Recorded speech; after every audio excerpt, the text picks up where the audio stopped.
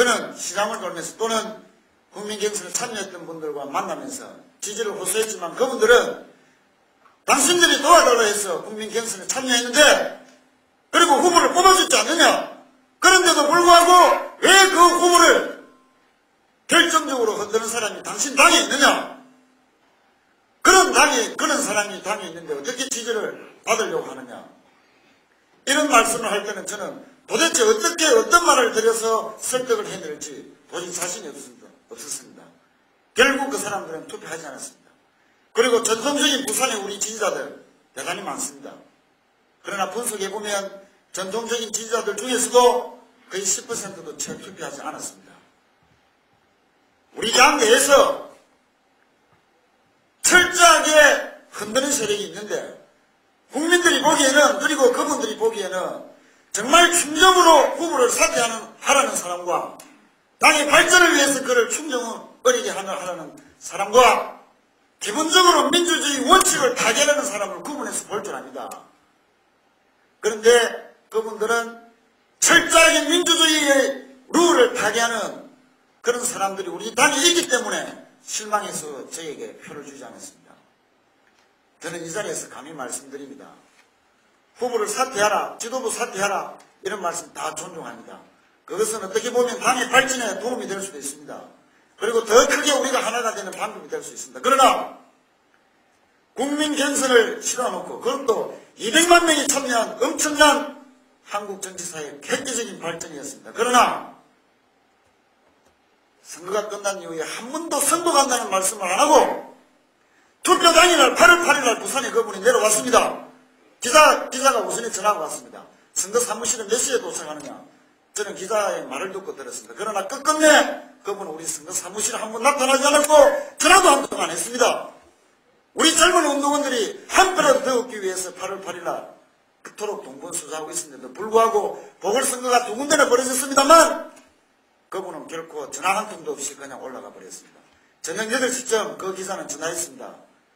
결국 부산에 공개적으로 오지 못하고 도둑고양이처럼 살금없이 왔다가 경상도 말로 핫바지 방구 세대씩 그냥 올라가 버렸다. 저는 그 말이 너무나 충격적이었고 절망스러웠고 치욕스러웠습니다. 저는 기본적인 민주주의의 룰조차 지키지 않는 그러한 분들이 우리 당내에 있다면 그분들은 반민주 세력이라고 규정되어야 된다고 생각합니다. 그리고 반민주 세력이 우리 당에 있다면 그를 대표하는 그분부터 저는 정계에서 은퇴해야만이 우리나라 정치판에 한 단계 발전할 수 있다고 생각합니다. 그리고 그를 따르는 분들 제발 자중자애합시다. 우리 당이 어떻게 키워온 당입니까? 어떻게 지켜온 민주주의입니까? 어떻게 즐거운 국민경선입니까? 정말 당의 발전과 그리고 진정한 더 큰 하나가 되고 사는 그 충정에 동참하십시오. 국민들은 기본적으로 민주주의를 파괴하려는 자와 우리 당을 진심으로 발전시킨 자를 구분할 줄 압니다. 실질적으로 위원장님들 대부분이 신당 창당을 원하시는 걸로 나타나고 있습니다. 그러나 신당을 창당하는 데 있어서 무엇보다도 중요한 것은 우리 민주당 중심으로 신당을 창당하면은 이름만 바꿨을 뿐이지 신당 창당의 의미가 없다고 하는 것입니다. 따라서 우리가 지금 이 마당에 개혁신당을 만든다고 하면은 어떻게 보면은 고립 상태로 갈 수밖에 없다고 하는 것입니다.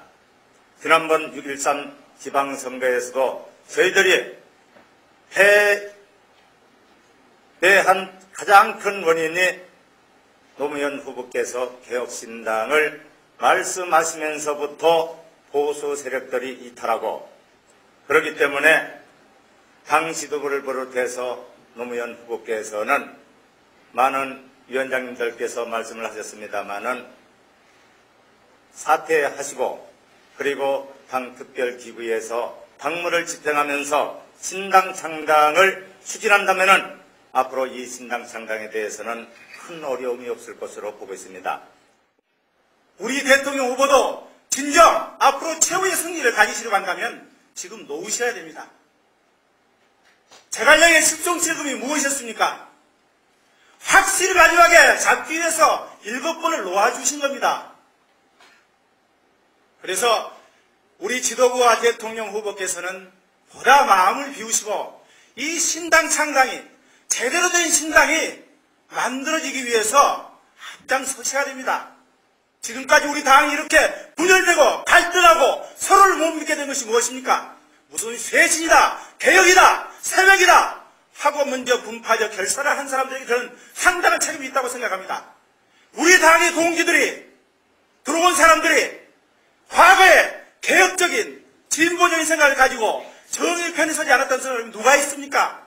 동지인 것입니다. 동지를 적으로 만들지 말고 동지를 분열시키는 행동은 앞으로 해서는 안 됩니다. 신당 결코 그렇게 되면 신당 결코 만들어질 수가 없다고 저는 감히 여러분에게 호소하면서 모든 분파적 행동, 결사를 지금 이 순간에 전부 해체하고 진정 신당을 만들겠다는 순수한 마음으로 다 같이 단합해 주시기를 진심으로 부탁드리면서 말씀 마치겠습니다. 감사합니다.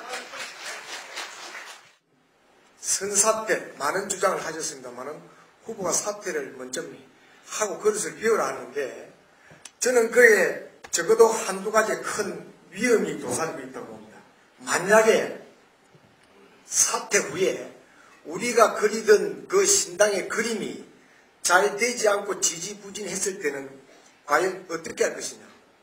공당의 대통령 후보도 없는 상황에서 그때 가서 자중질환을 일으키고 국민들 보기에 아주 꼴사나운 모양으로 갈 건데 이 문제를 어떻게 할 것이냐. 두 번째는 만약에 우리 당 대통령 후보를 먼저 사퇴를 시키려고 한다면은 결론적으로 말씀드려서 저는 우리 국민들에게 그야말로 우리가 사기를 치는 거라고 봅니다.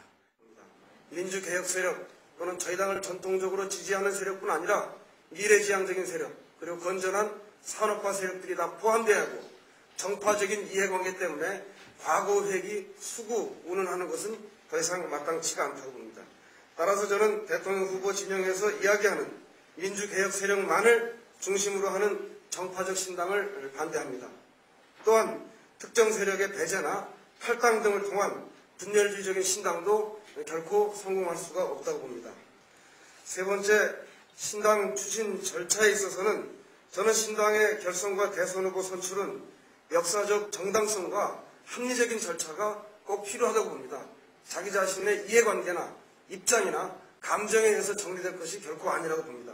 그렇다면 노 후보를 지지하건 그렇지 않건 간에 200만 명 이상의 국민들이 참여한 국민경선을 통해서 선출된 대선 후보는 반드시 존중되어야 하고 후보에 대한 지지나 반대 여부 또는 지지율 여부만을 놓고 일방적으로 사퇴를 요구하는 것은 결단코 옳지 못하다고 봅니다.